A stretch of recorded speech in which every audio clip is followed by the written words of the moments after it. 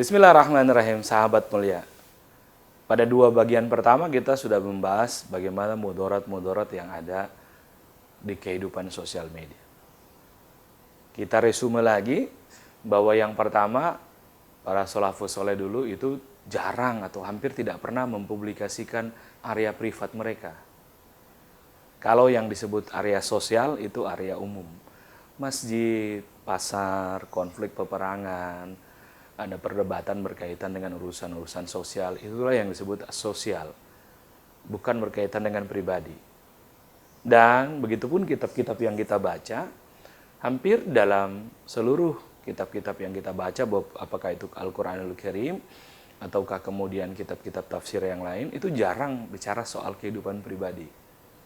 Kecuali kitab-kitab yang berkaitan dengan rumah tangga misalnya, yang membahas pertengkaran dan lain-lain.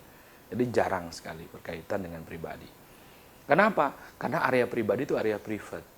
Memang tidak layak dipublikasikan. Misalnya area rumah tangga itu tidak layak dipublikasikan. Tidak semua hal kemudian bisa kita publikasikan. Kenapa? Ya, karena Rasulullah SAW, Nabi Muhammad 1500 tahun yang lalu mengungkapkan satu hal, yaitu ada satu penyakit yang bisa mendatangi kita kalau kita berlebihan mengumbar area-area privat ini. Namanya ain. Ain. Ain itu bahasa Arab, tapi kalau kita terjemahkan kira-kira dalam bahasa Ambon ya, apa artinya? Mata panas. Jadi orang nggak suka. Orang melihat dengan pandangan yang nyinyir, benci. Percayalah, tidak semua yang kita posting berkaitan dengan keberhasilan itu disukai orang. Dan tidak semua juga kita posting berkaitan dengan kesedihan itu disimpati orang. Makanya ada istilah senang lihat orang susah dan susah lihat orang senang. Itulah ain. Apa itu ain? Itu adalah getaran, efek yang ditimbulkan akibat rasa tidak suka yang melambari sesuatu. Dalam catatan kaidah fikih para ulama, salah satu yang dianjurkan misalnya untuk mencegah ain adalah apabila kita punya anak bayi, punya cucu, jangan difoto wajahnya atau disebarkan.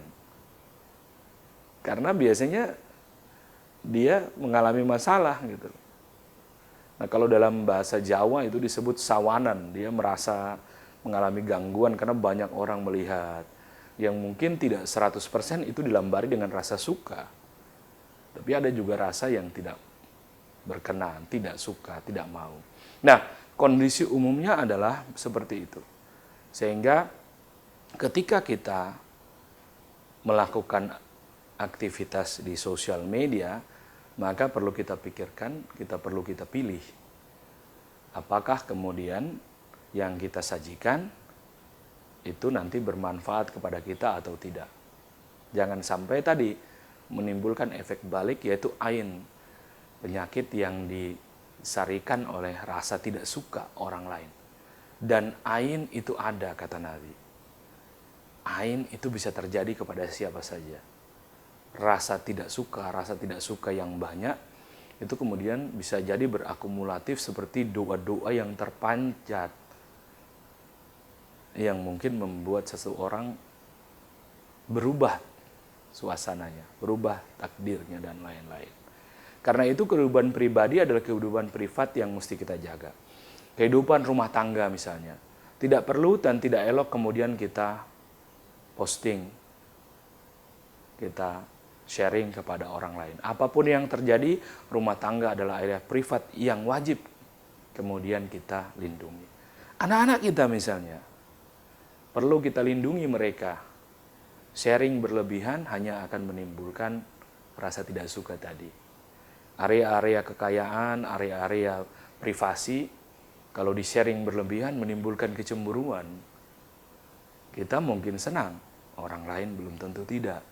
Dan lambaran atau rasa dorongan, getaran tidak suka itu mungkin akan menjadi ain, berpengaruh kepada kehidupan kita. Karena itu Nabi Shallallahu Alaihi Wasallam sudah memperingatkan 1500-an tahun yang lalu. Sehingga apa yang mesti kita lakukan? Berhati-hati terhadap semua hal. Tidak semua bisa dibagikan, tidak semua menjadi konsumsi publik. Banyak hal yang harus kita perhatikan, terutama adalah di sosial media. 3 hal ini menjadi catatan kita pagi ini.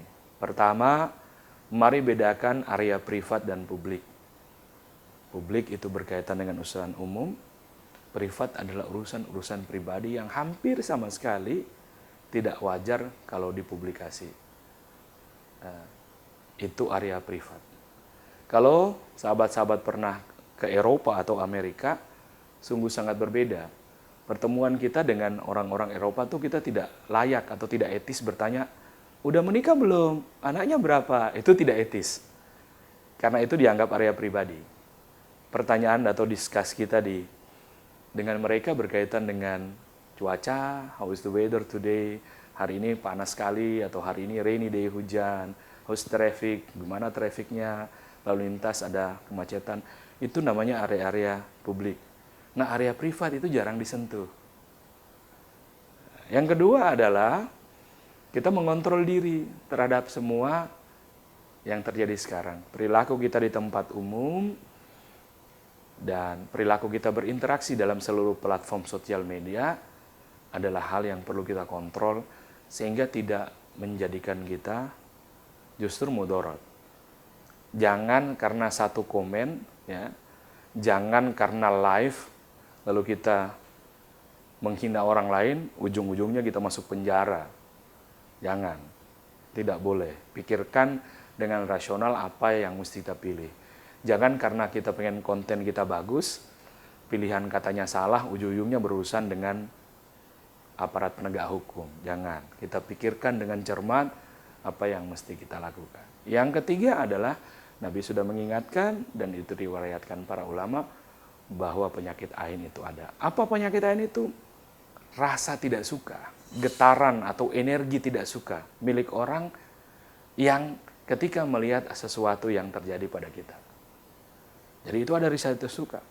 Yang energi-energi dan getaran itu mungkin bisa akan membentuk perubahan kepada kita. Maka ada hadis begini, jika engkau ridho kepada apa yang Allah berikan kepadamu dan kepada orang lain, maka sungguh engkau adalah orang yang bahagia. Tapi tidak semua orang ridho kepada apa yang terjadi pada kita dan terjadi pada orang lain. Sebab ini zamannya orang susah melihat orang senang dan orang senang melihat orang susah. Artinya ada penyakit di hati mereka. Ini catatan pagi ini, sahabat mulia, pemirsa Mutiara Iman Kompas TV, agar kita bisa mengelola kehidupan sosial media kita ini dengan baik. Percayalah, mari pikirkan ribuan kali sebelum membalas satu komen. Ribuan kali sebelum melakukan sebuah aktivitas sosial media. Apakah bermanfaat ataukah berujung mudarat. Mudah-mudahan kajian pagi ini bermanfaat bagi kita semua. Allah berikan keberkahan bagi kita. Kita mampu menjaga diri di kehidupan kita hari ini, mengikuti kaidah Rasulullah sallallahu alaihi wasallam. Barakallahu fikum, wallahu muwaffiq wa muwaffiq. Assalamualaikum warahmatullahi wabarakatuh.